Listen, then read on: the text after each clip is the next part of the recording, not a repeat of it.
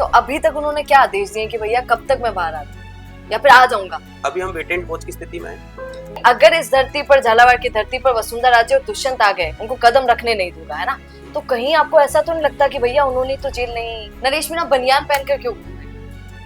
देखो भाई साहब ने कभी भी, भाई साहब जब कोई काम करते तो हमें कभी कभी लगता है कि भाई साहब शायद ये ठीक नहीं करे। तो इस जन क्रांति यात्रा आने वाले राजस्थान की राजनीति में नई इबारत लिखेगी, क्योंकि ये डूंगरी बांध का मैटर इतना ज्यादा हाईलाइट क्यों हो गया है? जो घटनाक्रम हुआ एक दिन पहले भाई साहब ने मुझे भेज दिया था कि आज के समय में अपनी लड़ाई लड़ने के लिए कानून की मर्यादा को तोड़ना भी पड़ता है। कि कहीं लंबे समय के लिए भेज दे तो कोई डर नहीं लगता? अरे यार, कोई डर नहीं है मैडम। नमस्कार, मैं हूँ सोनिया शर्मा और आप देख रहे हैं द फैक्ट इंडिया।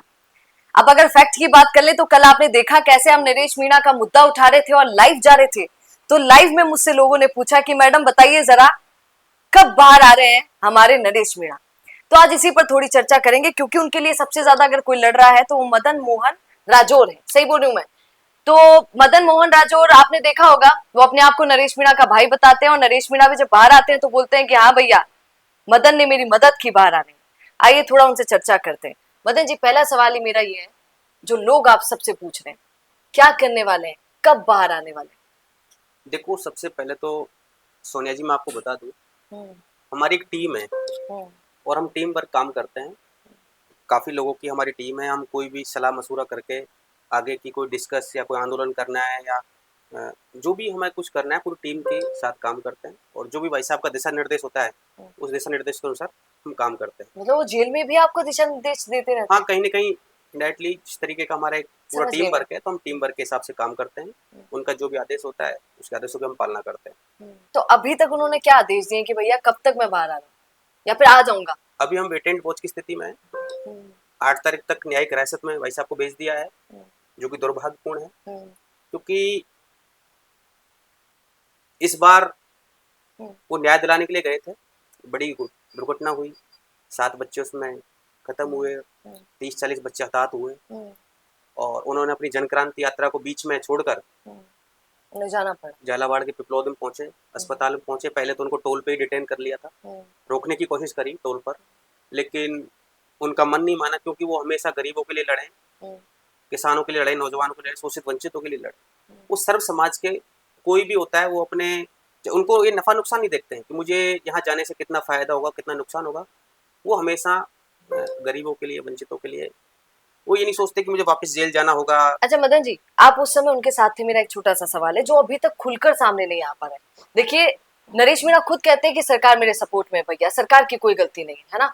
तो क्या एक नया सवाल खड़ा हो गया है?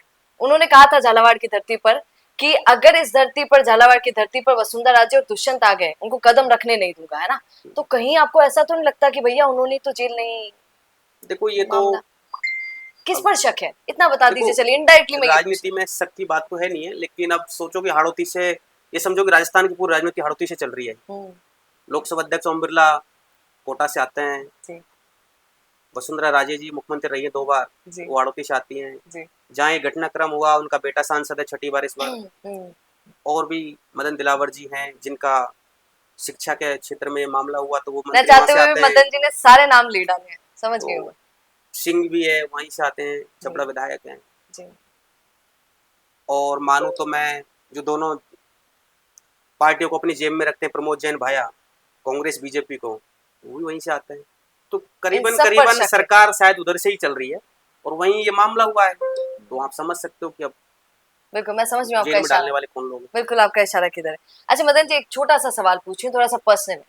एक बात बताइए, जब मैं आपसे पहले मिली थी, है ना, जब वो जेल में थे, नरेश मीणा बाहर नहीं आए थे, है ना, थप्पड़ कांड की वजह से, तो तब जब मैं आपसे मिली थी तो आप लोग बहुत घुर्रा रहे थे, है ना, वो एक जोश के साथ बोल रहे थे। पर आज जब मैं आपसे मिल रही हूँ, फिर से एक बार और जेल में है, तो आप थोड़े से मायूस हैं। हमारा जोश बिल्कुल कम नहीं है। हमारा जोश जब हमें लगेगा। पर आज आप बोल नहीं रहे ना कि नहीं भैया 8 के बाद तो देखिए कैसे बाहर आते हैं। उस दिन आपने मुझे बोला था ये बात, नहीं बिल्कुल कि देख लीजिएगा, नहीं आए तो उस फिर समय लास्ट स्टेज थी। हम काफी समय से सरकार को चेता रहे थे। विधानसभा घेराव का भी हमने अल्टीमेटम दिया था, उसके बाद वो भी कैंसिल हुआ। ऐसे कई परिस्थितियां हुई, वो लास्ट समय था, तो वो स्थिति अलग थी। अभी हम न्यायपालिका पर हमें भरोसा है, आ जाएंगे। हाँ, 8 के तो बाद भाई साहब नहीं आए तो क्या करें? अगर भाई साहब बाहर नहीं आते हैं तो हम 8 तारीख बाद ये जो भी हमारे वकील साहब लगे हुए हैं, सब हमारी टीम लगी हुई है और उनका जैसा निर्देश होगा उसके बाद हम आंदोलन की रणनीति बनाएंगे। सभी सर्व समाज के लोग एक जगह बैठकर आगे की रणनीति बनाएंगे, क्योंकि इस तरीके से अगर सरकार न्याय मांगने पर अगर जेलों में डालती रही तो कहाँ तक ठीक है। कोई वजह ही नहीं है ना, कोई वजह ही नहीं थी। और जिस तरीके से आप लोग सीन देखा होगा कि भाई साहब बैठे हैं, भाई साहब ये भी कह रहे थे कि अगर कोई इमरजेंसी वाहन है, एम्बुलेंस है, और वो वहाँ के अधीक्षक होते हैं, हॉस्पिटल अधीक्षक, उनसे बोल रहे थे कि हम साइड हो लेते हैं, हम कहीं और जगह बैठ जाते हैं, हमारा रास्ता रोकना या आमजन को परेशान करना है हॉस्पिटल में इस तरीके की कोई हमारा इंटेंस नहीं है, हम साइड में बैठ के अपनी मांग रख रहे हैं। और उनकी मांग जायज थी। जब प्लेन क्रैश हुआ 1-1 करोड़ रुपए दिए, तो क्या यहाँ पे आदमी की कीमत तो नहीं आकी जा सकती, लेकिन सरकार के अगर मनसा ठीक है, 1 करोड़ रुपए देना कोई बड़ी बात नहीं है, क्योंकि ये देश का सबसे बड़ा चर्चित मामला था। और इस तरीके से बच्चों बेचारों ने, अभी तो उन्होंने सपने सजोए थे स्कूल में जाकर कि हम अच्छे अच्छे, क्या किसी के माता बहनें सोच रहे थे पायलट बनेगा हमारा बेटा, कोई का क्या सोच रहा था, वो सब सपने रखे रखे। और उसके बाद सबसे बड़ी बात ये हुई कि पूरा राजस्थान में प्रशासन चेता, शासन प्रशासन चेता, सब स्कूलों की रिपोर्ट मांगी गई। दुर्भाग्य है, ये चीजें पहले होनी चाहिए थी। जब बरसात का समय आता है तो प्रत्येक ईयर जब सेशन चालू होता है, उससे पहले मरम्मत का काम होता है या जो भी स्कूल से शैक्षणिक संबंधित जो काम होता है पहले होना चाहिए था। लेकिन घटनाक्रम के बाद पूरे राजस्थान में जिस तरीके एक दिन में के अंदर ही पूरे रिकॉर्ड मांगे गए, सब स्कूल संस्था प्रधानों से रिकॉर्ड मांगे गए, तो ये पहले होना चाहिए था। दुर्भाग्यपूर्ण है। अच्छा एक बात बताइए, जिन प्रहलाद गुंजर के नरेश मीणा इतना जोरदार बोलते हैं, है ना, वो प्रहलाद गुंजर जी, जब मीडिया ने पूछा कि सर आप क्या बोलना चाहेंगे, उनको वापस जेल ले गए, थोड़ा दुख हुक, तो उन्होंने कहा नो कमेंट्स, मैं इस पर टिप्पणी नहीं करना चाहूंगा, गलत हुआ। देखो भाई साहब अभी इंडिपेंडेंट है, भाई साहब किसी पार्टी से नहीं जुड़े हुए हैं। और गुंजर साहब ने पहले भी पार्टी पोर्टफोलियो से काफी दूर जाकर, बाहर जाकर उन्होंने भाई साहब के लिए मांग रखी। पर आपको ऐसा नहीं लगता थोड़ा तो कुछ बोल देना चाहिए था? नहीं, समय जब आएगा तो हमें उम्मीद है गुंजर साहब फिर से हमारे साथ मजबूती से रहेंगे। अभी भी ऐसी कुछ नहीं है, गुंजर साहब हमेशा तन मन धन से हमारे साथ हैं। अच्छा मदन जी एक बात बताइए, नरेश मीणा बनियान पहनकर क्यों घूम रहे हैं? देखो भाई साहब ने कभी भी ये, इस पे तो मैं अभी कहना उचित नहीं समझूंगा। इसका पर कोई रीजन है? अभी मतलब कुछ सोच के उन्होंने, क्योंकि वो जो कुछ करते हैं कभी कभी रीजन होता है। आप देखिए ना, उनकी गाड़ियों में आप देखेंगे कि कैसे नरेश मीणा बनियान में पूरे टाइम घूम रहे हैं। हमने देखा जब से वो गए तब से एक नया उन्होंने चला दिया है कि वो बनियान में ही घूम रहे हैं। देखो भाई साहब जब कोई काम करते हैं तो हमें कभी कभी लगता है कि भाई साहब शायद ये ठीक नहीं करे, लेकिन जब लास्ट में उसका जब परिणाम आता है तो वो सकारात्मक आता है। बहुत रीजन होता है उस चीज के पीछे। एक बार मदन जी बताइए ना, क्या हो सकता है? आप उनको बहुत गहरे तरीके से जानते हैं। उनको सोच के देखो, उनकी जब उन्होंने चप्पलें जूते त्याग रखे हैं तो कुछ बहुत बड़ा सोच के, कुछ छोटी चीजें नहीं है, मन्नत कुछ मांग रखी है उन्होंने, तो उसके पीछे भी कहीं ना कहीं रीजन होगा। और भाई साहब कोई रील वाले नेता तो है नहीं है, रियल वाले नेता हैं। बड़ी उनको कोई डिफेंडर में चलने का शौक नहीं है। वो रोड पे बैठ के जनता के बीच, आपने पहले भी इंटरव्यू लिया होंगे, पेड़ के नीचे इंटरव्यू दिया उन्होंने। कोई बड़े बड़े डेकोरम में इंटरव्यू देना उनको पसंद नहीं है, रास्ते में चलना। और मतलब रील वाले, आज के समय में रील का ट्रेंड है, लेकिन वो रियल नेता है और सर्व समाज के नेता है। और ये जनक्रांति यात्रा जब पूरी होगी तो इस जनक्रांति यात्रा आने वाले राजस्थान की राजनीति में नई इबारत लिखेगी, क्योंकि जनक्रांति यात्रा के दौरान वो राजस्थान के युवाओं से मिलते, सर्व समाज के किसानों से मिलते, माता बहनों से मिलते, और उस क्षेत्र में जिस जिस क्षेत्र में होकर निकल के जाते, जो भी क्षेत्र के मुद्दे थे उनको कलेक्ट करते। और हो सकता है कि उपखंड स्तर पर, जिला स्तर पर जिस तरीके का भी धरना प्रदर्शन करना होता उनको, वो उस तरीके का करते और जनता की सर्व बातों को मनवाते।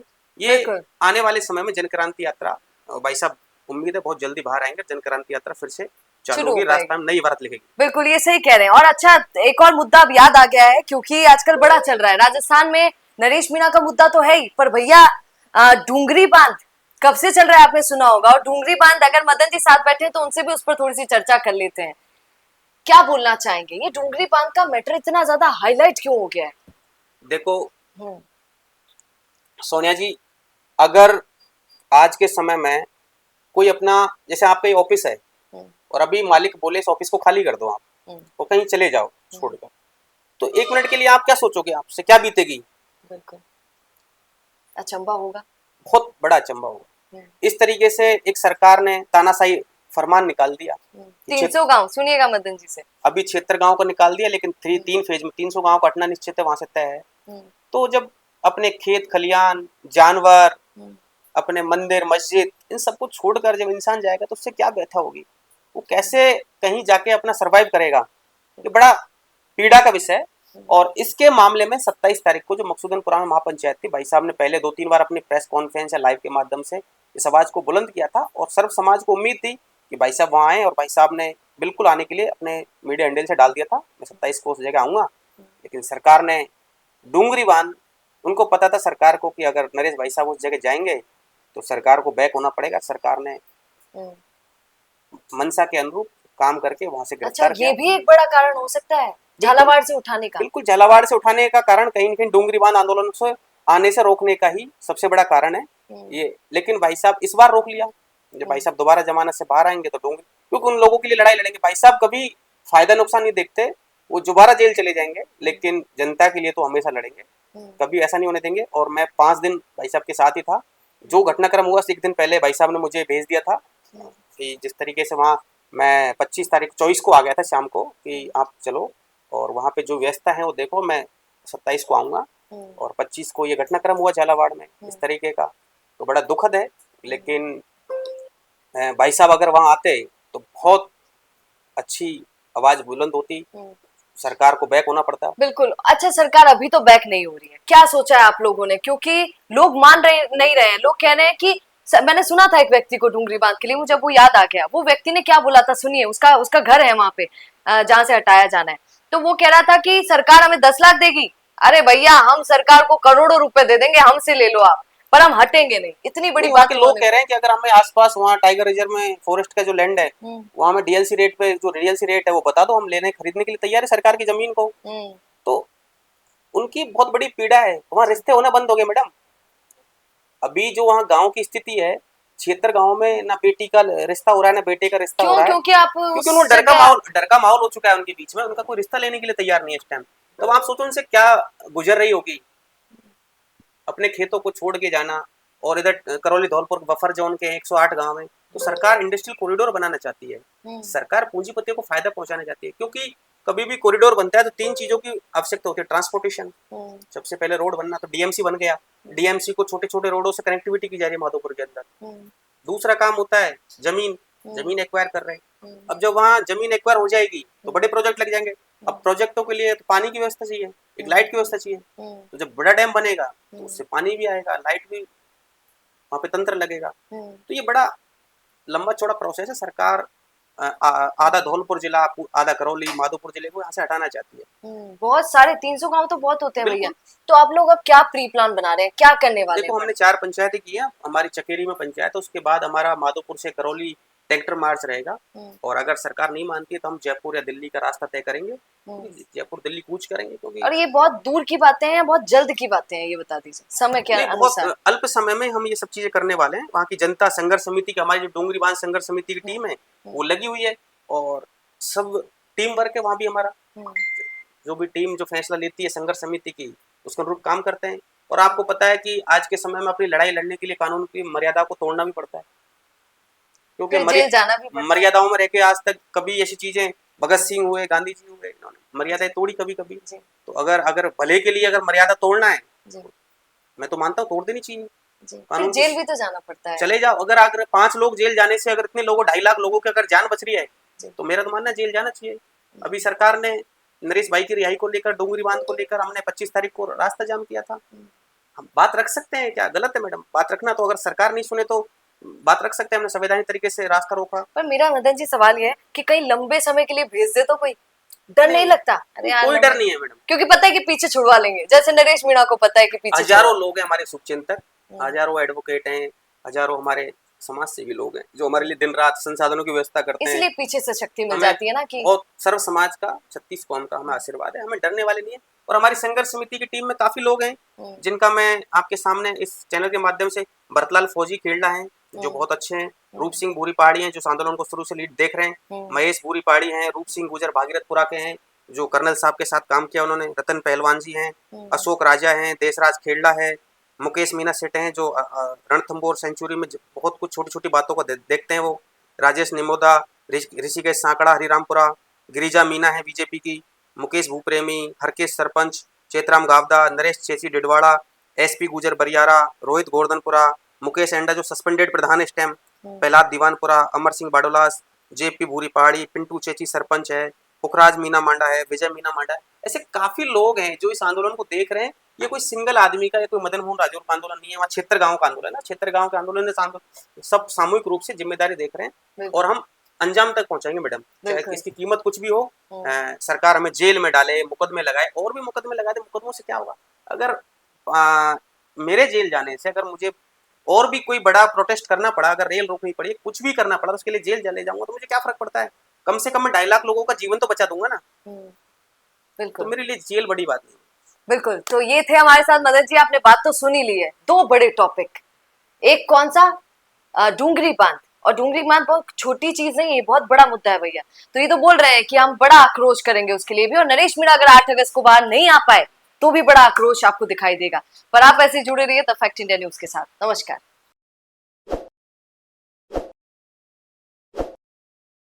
ताज़ा खबरों के लिए विजिट करें द फैक्ट इंडिया की वेबसाइट और डाउनलोड करें द फैक्ट इंडिया ऐप।